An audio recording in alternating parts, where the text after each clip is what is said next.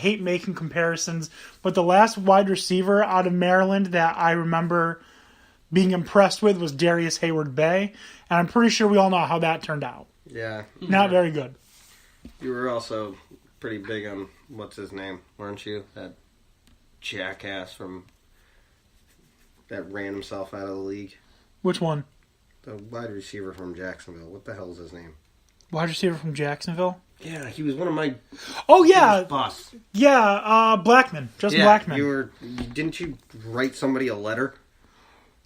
I don't remember. I thought he was great. I thought you were mad that the Cowboys didn't take him. And then you're like, I regret that and I am sorry. Yeah. No, that's true.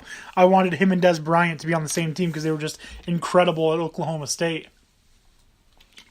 Well, you dodged a bullet there. Sure did. Another wide receiver named DJ Clark out of LSU. Another one of my boys, Mike Gesicki, tight end out of Penn State. Best tight end in college football last season. The guy's is just an absolute monster. He can catch, he can block.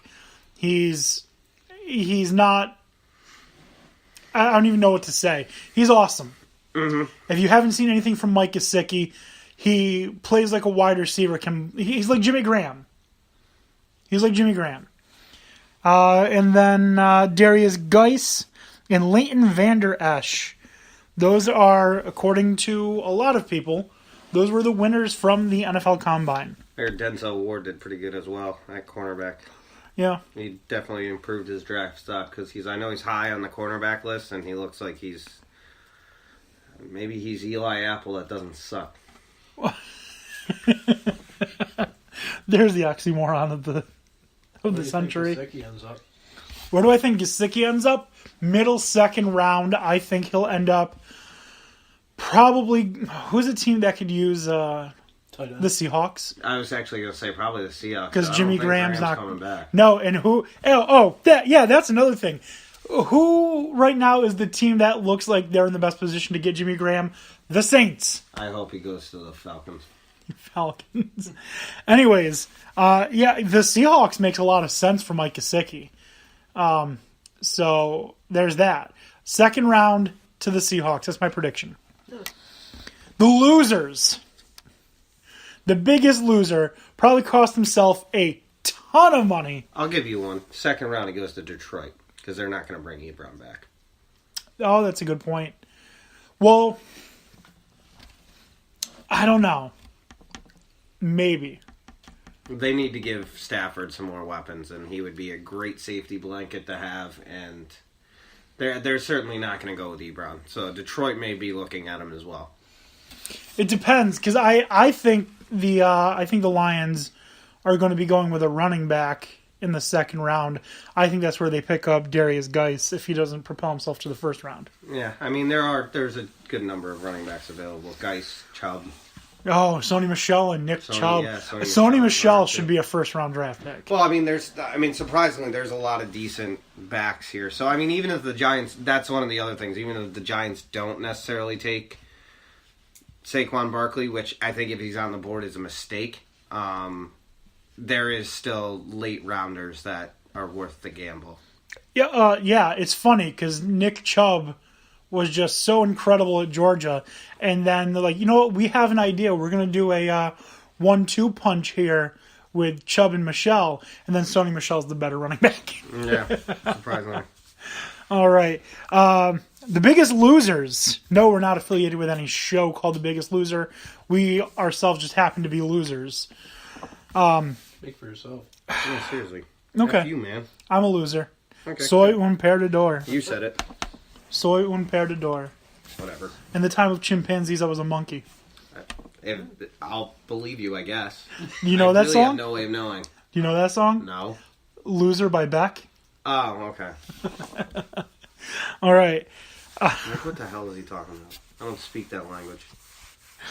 The Biggest Loser happens to be Orlando Brown. Yeah, he didn't do himself any favors. No. Fifth slowest 40-yard dash time since 2003. He did nothing good. Only 14 reps on the bench press. Yeah, nothing. He might as well have just stayed home. He would have done better that way. The good news is he's going to help keep other players skinny because he eats a lot. Yeah, well, saw how well that worked out for Jamarcus Russell. And what's his name? The running back. Oh. Talking about Fat Eddie Lacy? Eddie Lacy, yeah. Fat Eddie Lacy, yes. As I, sitting here 400 plus pounds, talking about Fat Eddie Lacy. You're not a running back. No, I'm not. That's a good point there. You're not paid to be a physical monster, okay? No, I do that for free. Well. Anyway, how else did he suck at the combine? Go on. He attended.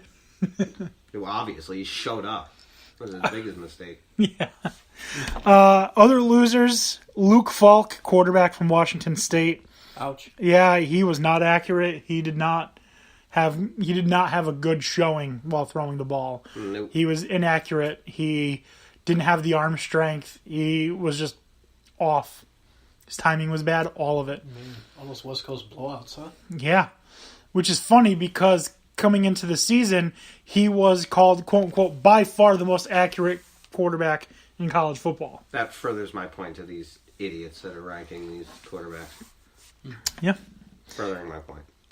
We have a defensive tackle out of that team up north, Maurice Hurst. Oh, we know what his major fault is. Go on. He's from Yeah, Michigan. obviously. Yeah. We can move on. We don't need any more. Mark Walton, running back from Miami. I don't even remember who he was. Not very good. Obviously. I wasn't a fan of his. I felt like he benefited from a great offensive line. Not. And we're going to see that. That's certainly going to show itself. Mm-hmm. And then Dan Beebe, sorry about this, but Ronald Jones from USC, the running back, looked awful. Yeah, it's.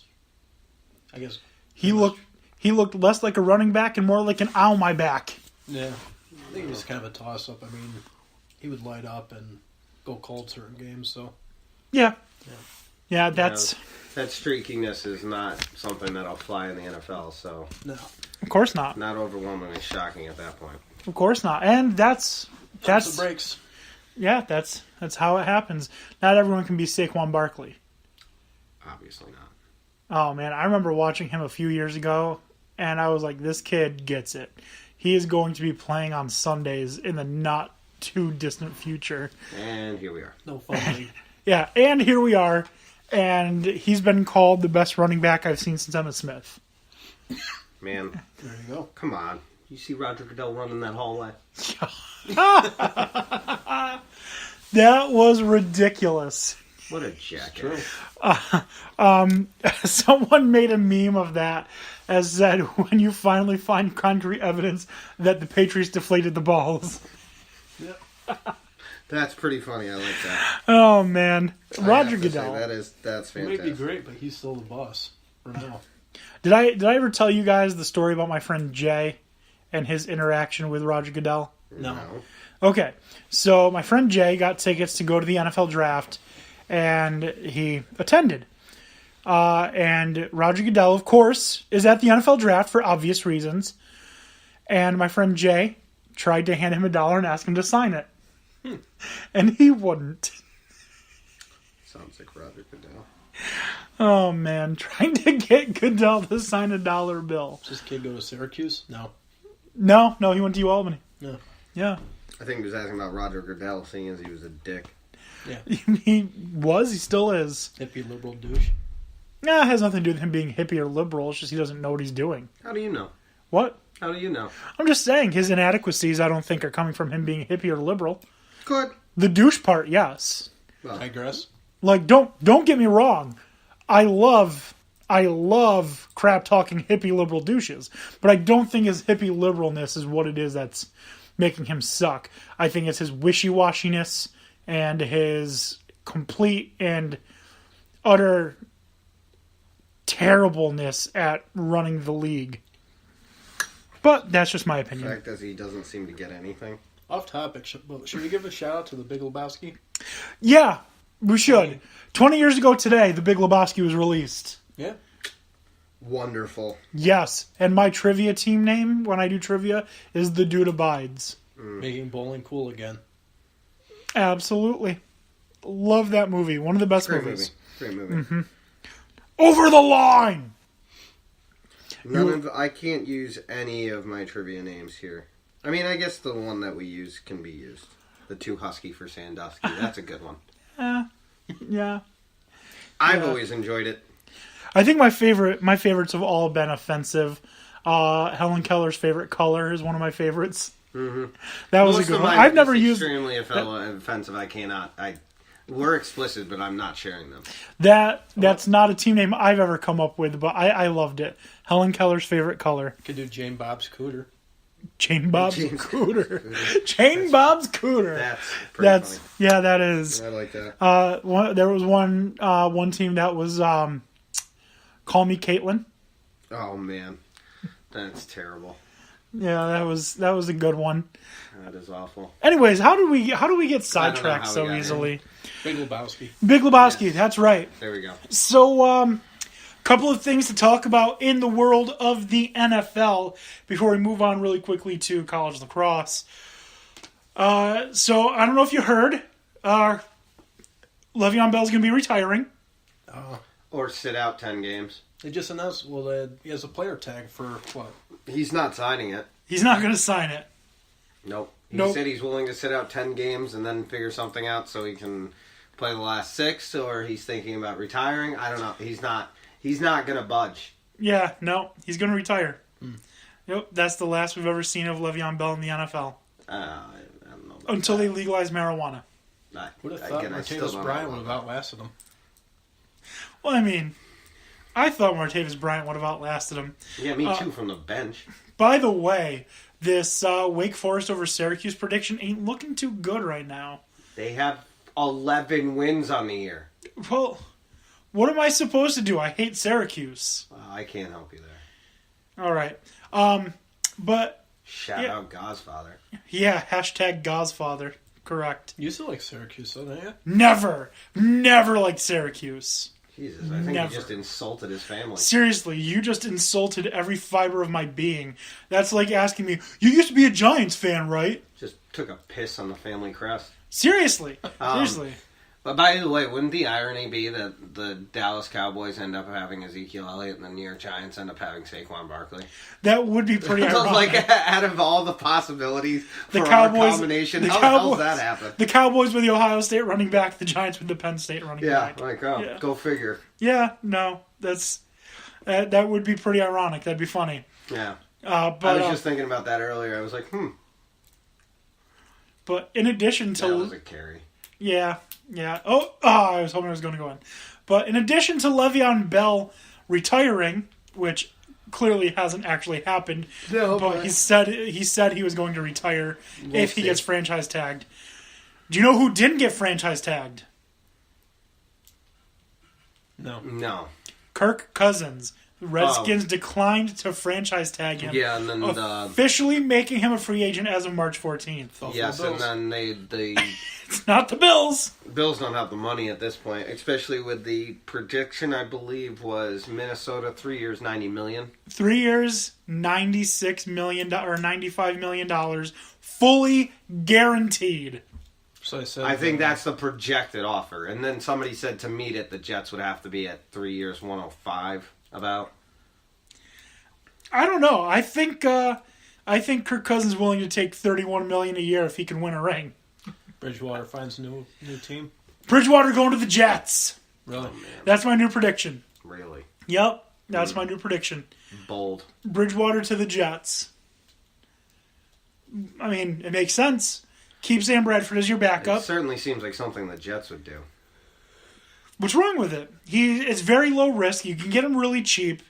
The risk is that he falls apart. And you got him cheap. I understand that, but then he falls apart. It's like anytime you're like, nah, I just need something really cheap. If it breaks, then I'll get a good one later. That's what it is. I mean, I guess. He's a T-800 now, isn't he? What? He's a robot now, isn't he? I'm pretty sure. I mean, I see your logic because then the Jets don't have to really shoot all of their money off on this year, and they can really save it for the future because they have a ton of money available. They have to spend money. A ton of money. So here's what they can do. All right. So they go out, they get Teddy Bridgewater. Let's say they offer him 3 years, $21 million. He goes the way of Geno Smith. No, no.